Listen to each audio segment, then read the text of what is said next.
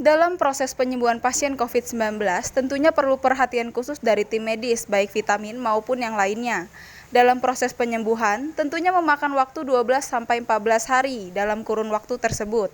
Tentunya, banyak hal lain guna mendukung percepatan penyembuhan. Selain itu, tentunya banyak suka duka yang dialami pasien COVID-19 saat menjalani karantina di Islamic Center.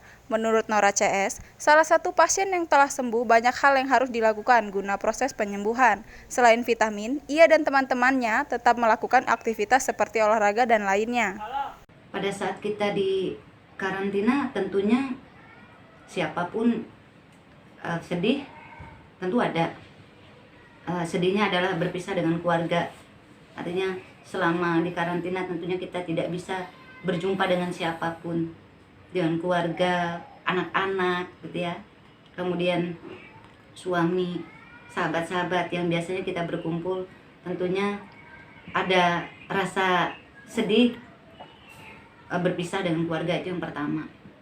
Namun karena kami dinyatakan terpapar, sadar sesadar-sadarnya bahwa virus ini akan menyerang daya tahan tubuh kita ketika memang imun kita lemah.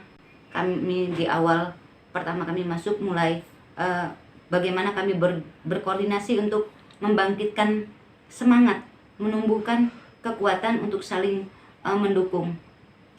Jadi selama kegiatan kami di karantina, kami membuat jadwal kegiatan-kegiatan positif sehingga kami tidak merasa jenuh berhari-hari tanpa ada kegiatan, sehingga kami membuat jadwal mulai dari jadwal rutin ibadah, sholat, kemudian membuat jadwal untuk kegiatan bersih-bersih lingkungan, tempat kami beristirahat, kemudian bagaimana kami mengatur waktu kami untuk beristirahat, kemudian berolahraga, terus bagaimana kami bisa saling menghibur satu sama lain, bukan saja khusus di ruangan isolasi D pada saat itu, tetapi untuk di ruangan A, B, C, dan pada saat itu yang memang sama-sama kami sebagai pasien COVID-19. Kami memberikan penguatan dan semangat bahwa kita semua bisa sehat. Yang terpenting adalah kita mempunyai kemauan kuat untuk sehat, kemauan untuk kembali ke keluarga. Nah Mbak, bagaimana sih dengan pelayanan medis saat isolasi Mbak? Kalau pelayanan medis di sana saya katakan cukup baik, karena dokter memeriksa kami itu dari tim medis. Setiap hari Selasa dan Jumat mereka datang mengunjungi kami. Pada saat itu yang mengunjungi kami adalah dari Puskesmas Tanjung Raja. Kemudian ada dokter siaga, pada saat itu ada dokter siaga, dokter Febri ya, bersama dokter ini, kemudian dokter ini, kemudian puskesmas kunjungan juga dari Puskesmas Kalibalangan pada saat itu yang memberikan motivasi kepada kita, memberikan vitamin, arti menanyakan kabar perkembangan kesehatan kami selama kami di karantina. Arti kata, kalau untuk pelayanan medis, saya katakan mereka melayani dengan baik. Nah, setelah dinyatakan sehat nih Mbak, ada nggak sih keinginan kita untuk turun kembali ke masyarakat mensosialisasi tentang pencegahan COVID nih Mbak? Nah, dengan adanya pengalaman kami terpapar COVID-19, sesungguhnya bukan satu hal yang membuat kami surut atau redup untuk memutus mata rantai COVID-19 ini.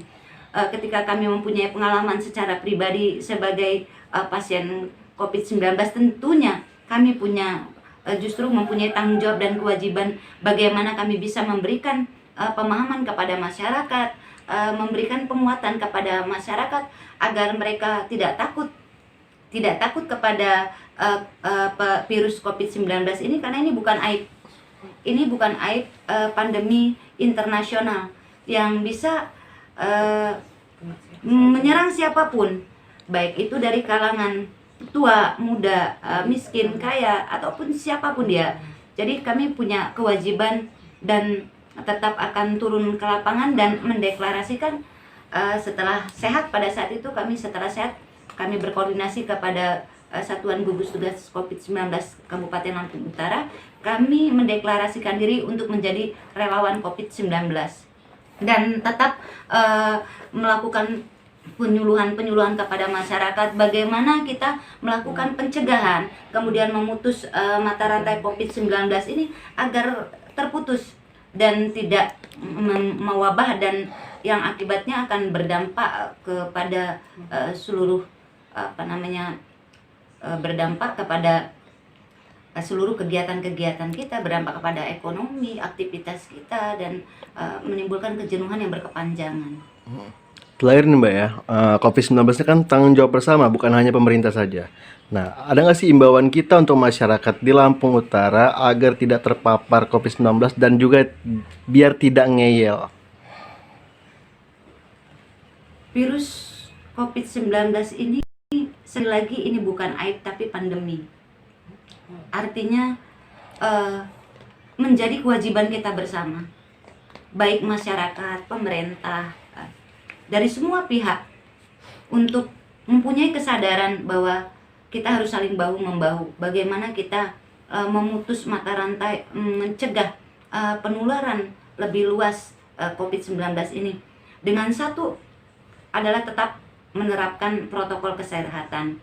3M itu adalah menjadi kewajiban, dengan memakai masker, mencuci tangan sesering mungkin, kemudian menjaga jarak. Itu menjadi kewajiban buat kita agar kita terhindar dari paparan COVID-19. Harapan kepada masyarakat adalah satu, siapapun yang sudah merasakan berkontak erat dengan pasien yang dinyatakan positif COVID-19, setidaknya mereka segera menyadari dan melaporkan kepada gugus tugas setempat untuk melakukan swab, agar kita dapat mengetahui lebih dini. Ketika COVID-19 ini diketahui lebih dini, maka akan lebih mudah penanganan dan pemulihannya akan lebih cepat. Kemudian pasien COVID-19 ini bukanlah aib.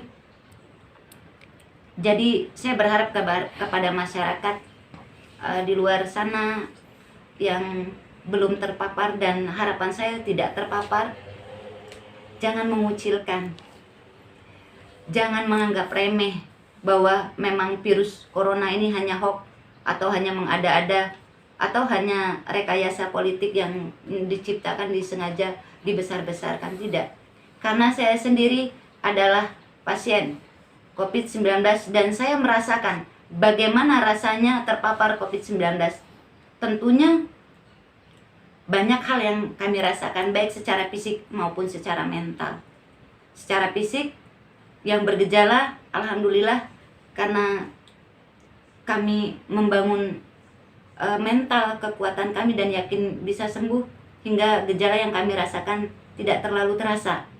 Karena yang kami rasakan adalah hanya bahagia. Bagaimana caranya kami bisa bahagia? Meningkatkan imun bahagia. Jadi sakitnya tidak terasa. Yang kami keluhkan tidak menjadi keluhan buat kami.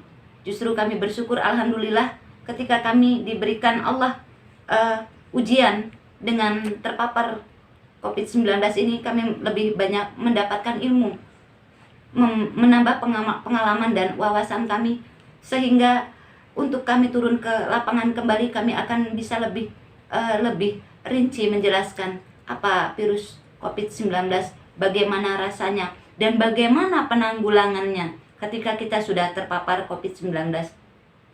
Ketika kita sudah dinyatakan positif COVID-19, saya berharap kepada masyarakat jangan panik. Jangan pernah panik. Jangan pernah takut. Yakinlah, ini ujian dari Allah. Ketika kita diuji, maka kita adalah orang yang kuat. Dan kita bisa melalui semua ini dengan baik. Dukungan baik dari keluarga secara moral sangat dibutuhkan. Karena setiap pasien COVID-19 tentunya mereka akan mengalami down mental. Mereka mengalami stres mereka mengalami shock. Jadi bukan saatnya untuk dibully, bukan saatnya untuk disalahkan. Tidak ada yang harus bisa kita salahkan, karena kita bisa berjumpa dengan virus ini dimanapun, kapanpun, dan siapapun yang bisa membawa virus ini. Tidak menuntut kemungkinan orang terdekat kita yang membawa virus ini. Jadi bukan saja hanya dari luar. Jadi saya berharap kepada masyarakat tetap waspada dengan tetap mematuhi protokol kesehatan, dengan tetap menjaga kebersihan, menjaga keseimbangan gizi, itu yang utama sebagai daya tahan tubuh kita. Itu saja yang bisa saya sampaikan kepada semua pemirsa, masyarakat di Lampung Utara.